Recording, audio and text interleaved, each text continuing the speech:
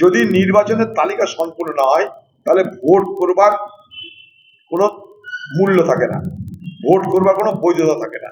লক্ষ লক্ষ মানুষ যদি, লক্ষ লক্ষ ভোটার যদি একদিকে নির্বাচন কমিশন আর দিকে রাজ্য, এই দুয়ের সংঘাতে যদি তাদের ভোট দেওয়ার অধিকার হাতছাড়া হয়ে যায়, তাহলে সেখানে ভোট হওয়াটাই বৈধ নয় বলে মনে করি।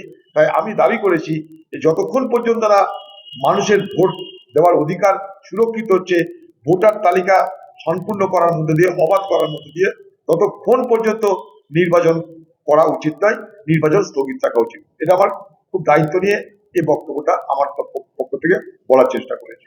এখন বাংলার মুখ্যমন্ত্রী তিনি ধর্ণা দিচ্ছেন, তার ধর্ণা মানে সেটা ভোট এতদিন করেনি, এখন ধর্ণা মানে ভোটের মার্কেট চলে এসছে, এবার ধর্ণা দিয়ে বাজারটা গরম করতে হবে। এর আগে এনআরসি, নন এনআরসি, এখন এসআইআর আর নো এসআইআর, এই স্লোগান তৈরি হবে। বাংলার মুখ্যমন্ত্রী চালাকিটা দেখুন, বাংলার মুখ্যমন্ত্রী দ্বিচারিতাটা বাংলার মানুষ দেখুন একবার।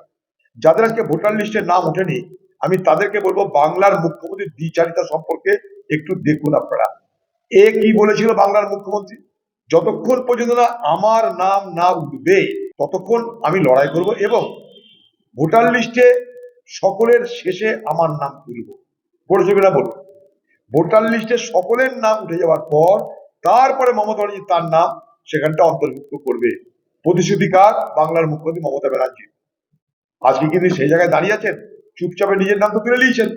এবার বর বাংলার বাকি লক্ষ লক্ষ মানুষ ভোগে যা, আমার নাম তো তুলে নিয়েছি, খোকা বাবুর নাম তুলে নিয়েছি, আমাদের ভোটের নাম আটকাবে কে? এবার মর বাংলার লক্ষ লক্ষ মানুষ, আমি ধর্ণা দিয়ে তাদেরকে ম্যানেজ করবো, এই তো গল্প।